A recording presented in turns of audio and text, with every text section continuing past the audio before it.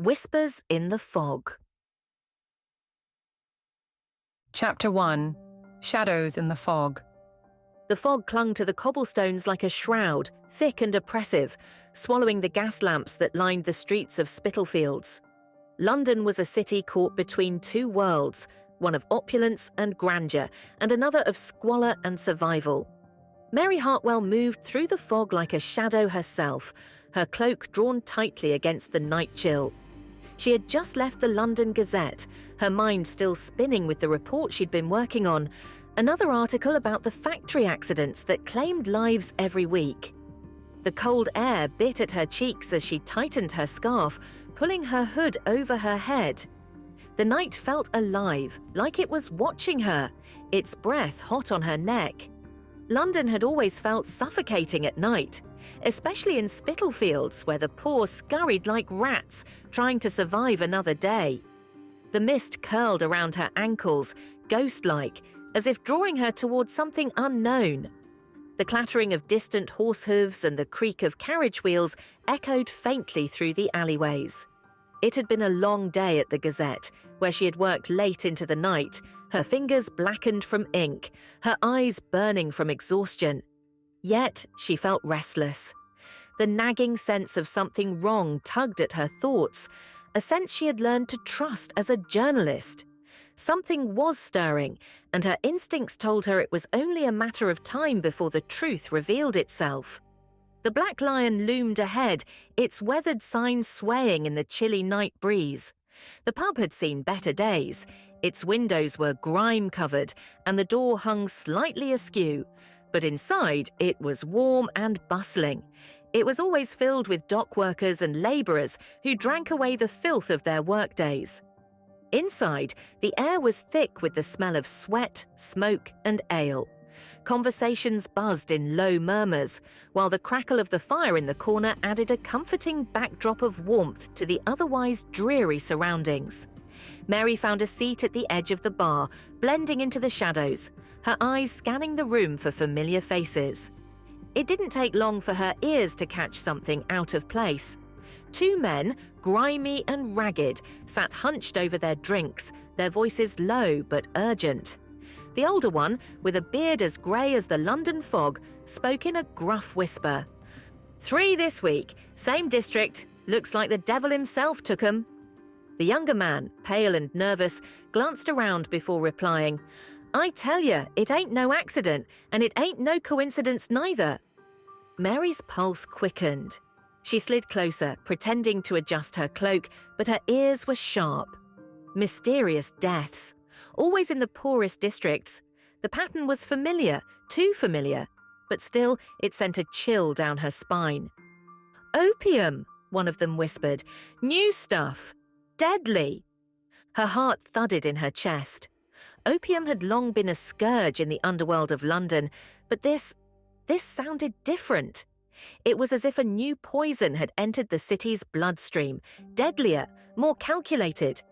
She could hear the fear in their voices, the raw, visceral kind that made a person question if they would live to see another dawn. She watched the men for a moment longer before slipping out of the pub, her thoughts racing. This wasn't just another accident, this was something else, something deliberate, and she had a feeling she knew who was behind it. Chapter 2. The First Threads.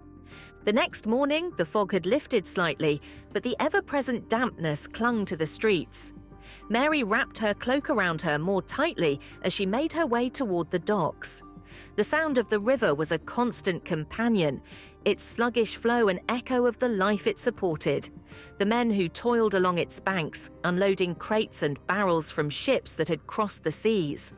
The scene at the docks was one of endless labour, shouting foremen, workers with dirt-streaked faces, and the steady rhythm of men loading and unloading cargo. Mary moved quietly through the throngs of dock workers, her eyes darting to the familiar faces of those she had interviewed before. These men knew the streets, the alleyways, the secrets hidden in the fog. They knew what it meant when someone went missing or when the bodies turned up cold. She started with the families of the victims. The first was a mother, her eyes hollow with grief, cradling a photograph of her son, barely 16, who had died just days earlier. "He weren't no addict," she insisted, her voice trembling. The woman's hands, rough and calloused, clutched the photo as if it were the last tangible thing left of her boy. "He was a good boy. They say it was an overdose, but I know better. There's something wrong with that stuff. Folks who take it don't come back." Mary's pen moved quickly across the paper, but her heart ached for the woman. The room was small, the air heavy with grief. A candle flickered on the table, its tiny flame struggling against the chill that seemed to seep in from every crack in the walls. As the woman spoke, Mary couldn't help but feel the weight of injustice settling on her shoulders. These were the people society had forgotten, and it seemed even in death, they were ignored. The second victim was a dock worker, same age as the boy, found dead in an alley near the river.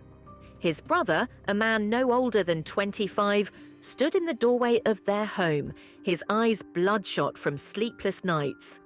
He spoke of his brother with a mix of anger and helplessness, his words punctuated by long, bitter silences. "Opium," he muttered, his voice barely above a whisper. "But not like before. This stuff, it kills. Quick, no one stands a chance." Mary could feel the man's despair, but underneath it was something else, something darker, the kind of fear that came from knowing too much and being powerless to stop it. She thanked him quietly and made her way back toward the Gazette, her mind racing with the puzzle pieces she had gathered. Back at the office, she laid the stories before her editor, Thomas Reed. Reed was a man who prided himself on facts, but Mary knew that it wasn't the lack of evidence that made him hesitate. It was fear of challenging the wrong people. "Rumours," Reed said, tossing the notes back onto the desk with a dismissive wave. "Opium's everywhere, Mary. These deaths could be anything. You need to be careful, or you'll wind up chasing ghosts." "I'm not chasing ghosts," Mary replied, her tone calm but firm. "Something's happening at the docks, and these deaths are connected. The police won't touch it because they think it's just the usual trade, but it's not. This is something new." Reed rubbed his temples, sighing heavily. "I know you're right about one thing. This city has secrets.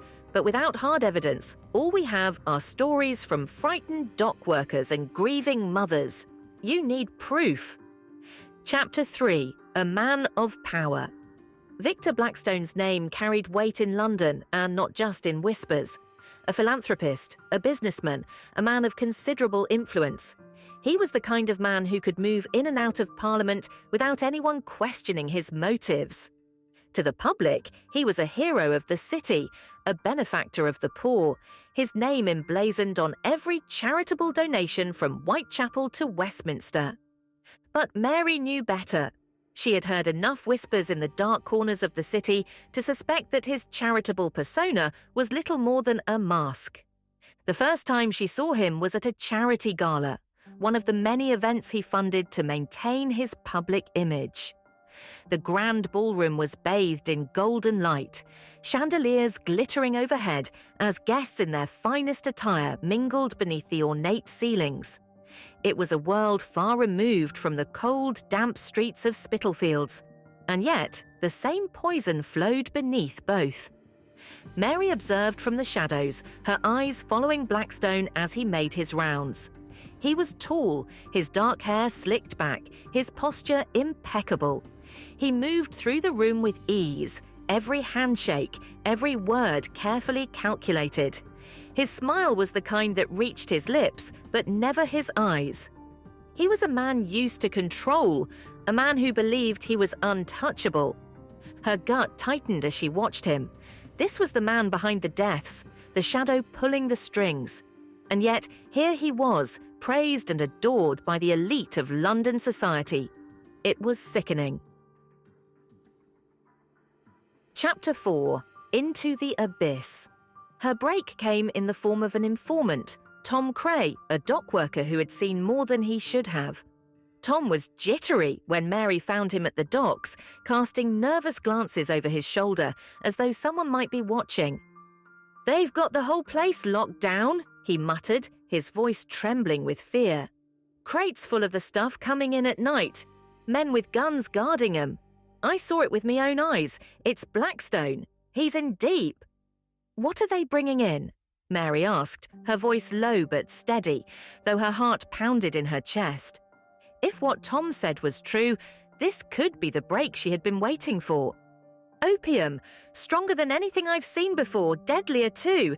They're making a fortune on it, and they don't care who dies." Mary could see the panic in Tom's eyes. He was afraid, and rightly so. He had already said too much. "Can you show me where they're storing it?" Tom hesitated, wiping the sweat from his brow. "I can, but I need you to promise me something. If something happens to me—" "Nothing will happen," Mary assured him, though even as the words left her mouth, she knew she couldn't guarantee his safety. She would try, but the dangers were real. Too real. Tom agreed to meet her later that night with more information, but when Mary arrived at their meeting place, a dark alley near the docks, Tom was already dead. His throat had been slit, the cobblestones slick with his blood. A thick silence filled the alley, broken only by the faint drip of water from the nearby gutters. Her breath caught in her throat as she knelt beside his body. A note was tucked into his jacket, a single word scrawled in rough handwriting. "Leave." Mary's stomach churned. Blackstone knew she was coming, and now she was next. Chapter 5. A Deadly Game. The confrontation came sooner than expected. Blackstone was hosting another gala, and Mary, undeterred by the threats, walked through the grand doors like she belonged there. She had learned long ago that the key to blending into any environment was confidence, and tonight she wore it like armor. She caught his eye almost immediately, his sharp gaze locked onto hers, and for a brief moment neither of them moved. The music, the laughter, the chatter of the other guests, all of it faded into the background. "Miss Hartwell," Blackstone said smoothly, appearing at her side. His voice was velvet, rich and warm, but there was an edge beneath it, sharp as a knife. "I've heard of you. The Gazette reporter, yes?" Mary didn't flinch. "I'm investigating a series of deaths," she said, meeting his gaze evenly. "They all seem to lead back to you." Blackstone's smile didn't falter, but his eyes hardened. "I'd be careful making such accusations," he said softly. "You never know who might be listening." His words were a threat, thinly veiled beneath a layer of charm. But Mary wasn't intimidated. She had come too far to back down now. "You can't hide forever," she replied, her voice steady. "Your empire is crumbling, and I'll be the one to bring it down." Blackstone's eyes flashed, his composure slipping for a fraction of a second. Then he leaned in close, his breath warm against her ear. "You think you're untouchable, Miss Hartwell. You have no idea who you're dealing with." The words sent a chill down her spine, but she refused to show it. She had learned long ago never to show fear in the face of men like him. Chapter 6. Secrets in the Warehouse. Mary followed the lead Tom had given her, his death hanging over her like a shadow. The warehouse was exactly where he said it would be, tucked away in the darkest corner of the docks. The fog was thick that night, swirling around the narrow alleyways like a living thing. It was quiet, eerily so, as if the city itself was holding its breath. The warehouse was heavily guarded, but Mary had learned to move quietly, slipping through the fog like a ghost. Her heart pounded in her chest as she made her way toward the loading area, her fingers trembling as she reached for the door. Inside, the air was thick with the stench of opium. Crates lined the walls, each marked with shipping codes, and men moved about, loading and unloading the deadly cargo. Their faces were hard, their expressions unreadable as they worked under the dim light of lanterns. Mary crept closer, her eyes scanning the scene for anything she could use. And then she saw it. a ledger, carelessly left open on a desk. Names, dates, shipments. It was all there, the proof she needed. But as she reached for it, a heavy hand clamped down on her shoulder. She spun around, coming face to face with one of Blackstone's men. His grip was like iron, his expression cold and unforgiving. "Looks like you've seen too much," he growled. Mary's heart pounded as she struggled to break free. She twisted in his grasp, slipping out of his hold just long enough to make a break for the door. The documents were clutched tightly in her hands as she bolted into the night, her breath coming in short, panicked gasps. The sound of boots pounding against the cobblestones echoed behind her, but she didn't stop. She couldn't. Not until she had the evidence safely in her hands. Chapter 7. The Final Move. Mary wasted no time. The next morning, she handed the evidence over to Thomas Reed, who stared at the documents in disbelief. "This will bring him down," he said, his voice barely above a whisper. "But you're in danger, Mary. You know that, right?" Mary nodded. She knew, but she had come too far to stop now. The article ran the next day, the headline screaming from the front page, "Opium Kingpin Exposed. The Dark Empire of Victor Blackstone." The city was in an uproar.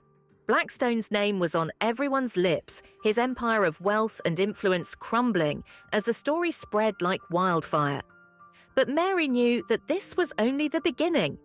That evening, she went to Blackstone's office. She wanted to see the look in his eyes when he realized it was over. Blackstone was waiting for her. His calm, composed demeanor had cracked, his eyes burning with barely controlled rage. The fire in the hearth behind him cast flickering shadows across the room, the warmth of the flames doing nothing to thaw the coldness in his gaze. "You think you've won?" he hissed, rising from his desk. "You think you've brought me down?" Mary met his gaze, unflinching. "You're finished, Blackstone. The whole city knows what you are now." For a moment, Blackstone said nothing. Then slowly he smiled. It was a cold, predatory smile that sent a chill down Mary's spine. "I may be going to prison," he said quietly, "but don't think for a second that you've won. You'll always be looking over your shoulder, Miss Hartwell. Always." Chapter 8. Aftermath and Reflection. Blackstone was arrested that night, the city in shock as the news spread. Mary's article had exposed the rot at the heart of London's high society, and the fallout was immense. The opium dens were shut down, and Blackstone's empire crumbled. The headlines were relentless, and the city's elite quickly distanced themselves from the once powerful man. But Mary knew he was right. His influence stretched far beyond the walls of any prison, and she would never truly be safe. Power like his never fully died. It only went underground, waiting for the right moment to resurface. The fog rolled in again the next day, thicker and more suffocating than before. Mary walked through the city streets, her mind heavy with the weight of what had happened. She had won, but at what cost? The bodies, the lives ruined. It was hard to celebrate victory when the cost had been so high. She stood at her father's grave the next day, the fog curling around her like a ghostly embrace. The small cemetery outside London was eerily quiet, the only sound the distant cawing of crows and the soft rustling of wind through the trees. For the first time in years, she felt a sense of peace. She had taken down a monster. But the battle wasn't over. London's shadows were deep, and there would always be more darkness to face. But now, Mary Hartwell was ready. The city's secrets might be hidden in the fog, but she knew how to find them. She had learned to be the light in the darkest corners. She turned away from the grave, pulling her cloak tighter around her shoulders as the wind picked up. The fog thickened, swallowing the world around her, but she didn't falter. She would never stop fighting. The end